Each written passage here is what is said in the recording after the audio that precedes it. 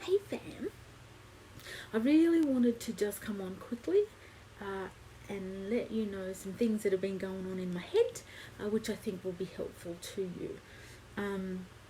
I was watching a video today. Carrie Wilkinson was talking about some of the things that I'm going to talk about, and I thought it was really important to cover some of the topics that she talked about, and the concepts that she had I think would be helpful. So I'm going to share a couple of them with you. Basically, it's 3Gs, so 3G, M, and an M. The first G that I want to talk to you about is grief.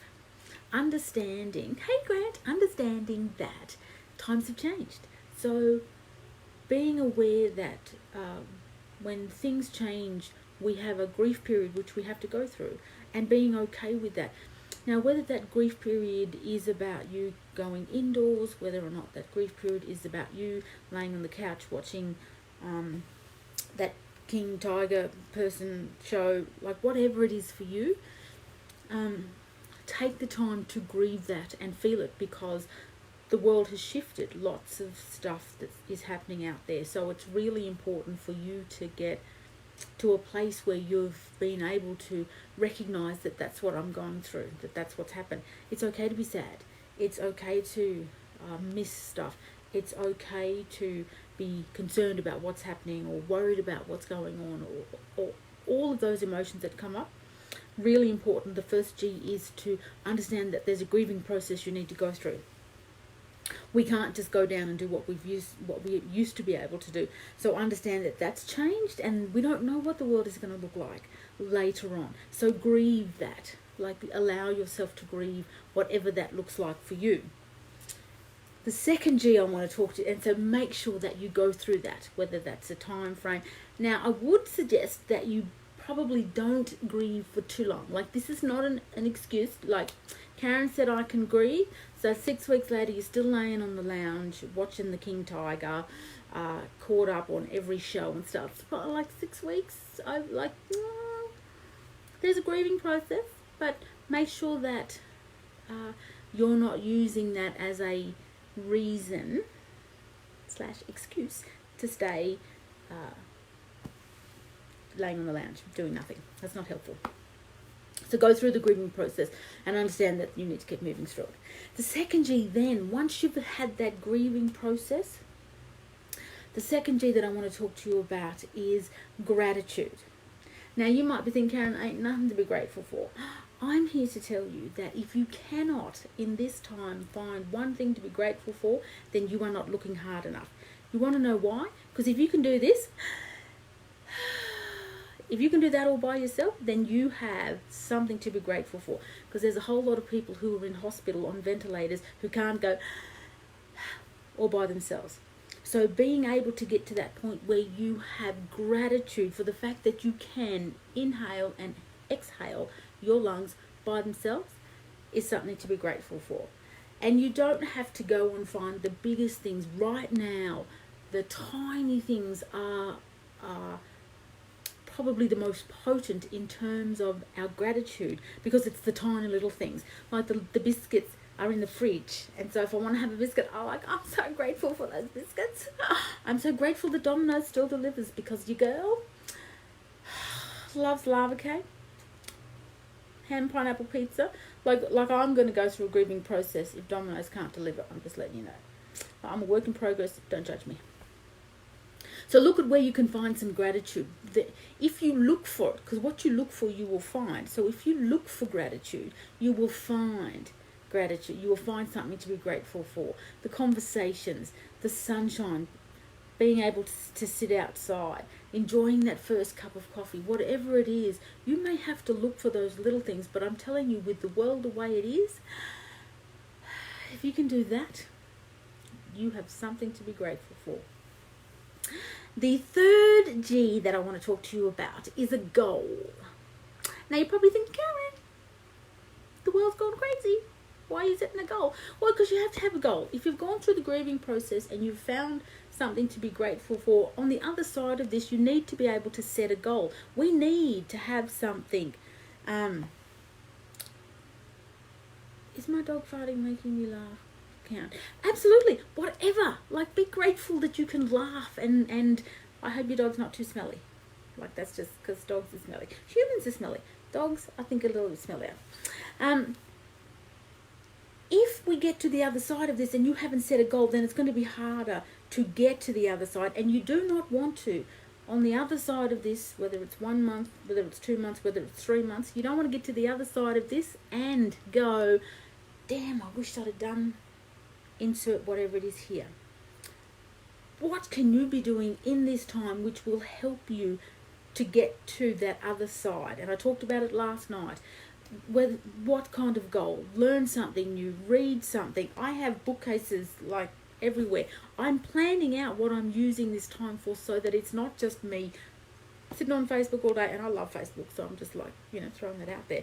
But I can be productive in this time. What can you do? Set a goal. Your goal might be to go and sit outside in the sun for 5 minutes. Oh, Michelle, I'm grateful for you too.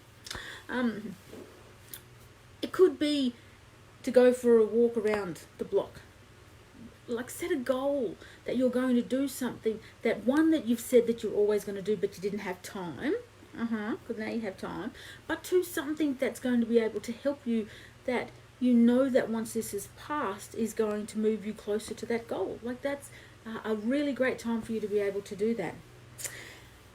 So once you've gone through the grief process, you've found some gratitude and you've set a goal, you're going to feel as though you have more control over your world. Because what happens is, when we go into trauma, we lose control. One of the key components for healing trauma is to be empowered to be able to have control over our lives. We're in an environment at the moment where we don't have control. So you need to find that where you can find it. And doing those little things, they only have to be tiny, tiny things. Doing those little things are going to help you to be able to feel empowered in your world. The final thing that I want to talk to you about is the which is movement. You have to move. Now, I don't want to hear your reasoning. I want to hear your excuses. I don't want to hear you tell me why you can't. If you have 2 arms and you have 2 legs, hell, if you have 1 arm, 1 leg, you have butt cheeks, you can move. I did a workout today. Our son is APT. Oh my Lord, it's tough workout. We used these. We used the legs. We did squats. So we did 3 rounds of 40 squats. Then we did push-ups and then sit-ups. So we did 3 rounds of those. We had nothing left in the tank at the end. Like, nothing. You don't need to have lots of equipment. You can't go to the gym now. That's okay. Do you have a step in your house? Step up and down on that step. Squat. Oh my Lord. Like, my legs are calling me some nasty, nasty names right now, because my legs are so sore. I cannot feel my body from basically here to my kneecap. Like, I'm so sore. You can start to have some kind of movement, because movement is so important, because it makes you feel good, releases the endorphins, releases the stress, and then you're able to think clearer, which is then going to help you when you're looking at the gratitude, when you're setting the goal, being able to move. Sit down and stand up in a chair. Like, it's just tiny, tiny things. Try doing a push-up. Like, I still do those ladies push-ups, because ain't no way I'm strong enough. Although, look, big guns. Ain't no way that I'm strong enough yet to be able to do the push-up, like, proper style. But that's a goal that I've set at the end of this, however long this takes, to be able to do a push-up. What's a goal that you can set around movement? And you can come up with all of the reasons why you can't. We do it in our garage. We move the car out. We do it in the garage.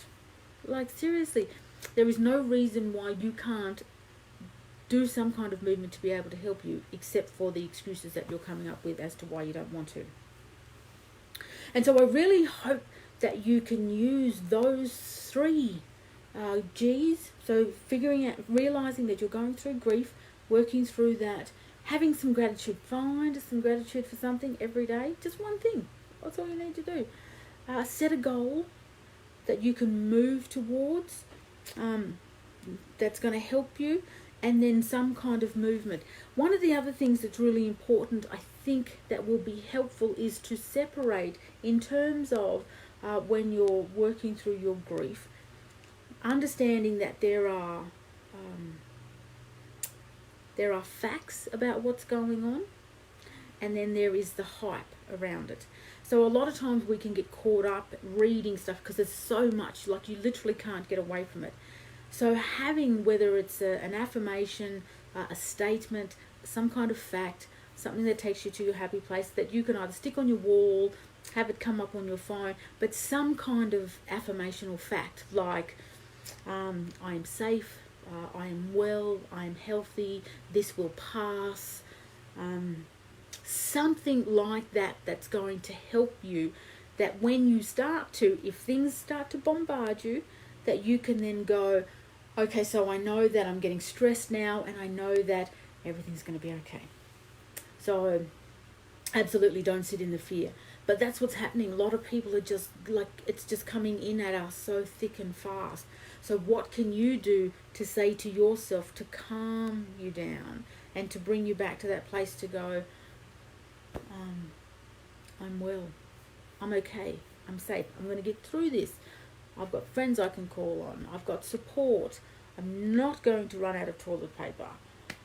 Like whatever it is for you, find the thing, that mantra that helps you, and stick that everywhere so that you can come back to that when you need to be able to go, okay, so that's it, I know I can do that.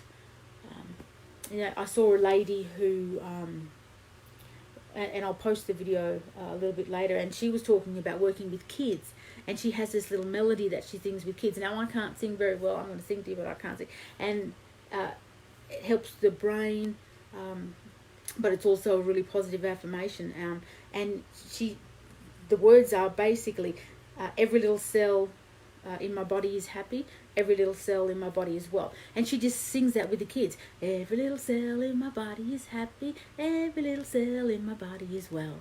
Every little cell in my body is happy, every little cell in my body is well. And so she just sings that with kids over and over and over. And then there are parts of the brain with the repetition which helps to calm it and to control. And so there's a whole range of positivity that comes with that, fires up parts of the brain which help. Figure out what works for you. If you love music right now, then listen to more music. If you love singing, sing more right now. If you love dancing, dance more now. If you love to be creative, then create more now. Because if you get into that space where you're doing that stuff, you will find that you will lose track of time, and you may even find that you will forget that this is going on for maybe an hour or half an hour until you get back onto something, and then it's in your face and reminds you. But if you're able to set that goal and you're able to find that thing which brings you joy, you'll be able to dive into that. And for that particular time, you'll have the space to then be able to forget about what's happening in the outside world. And that might be just the break that you need, that's going to then help you to get to that next level and get through that next thing that's happening. But if it's constantly bombarding us, then we don't have that space, we don't have that gap to be able to breathe.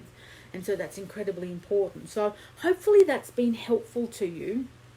It's the little, what I know about healing and trauma is it's the tiny, tiny little things that we do. It's not massive big things. It's the tiny baby things that we do, sometimes hour by hour.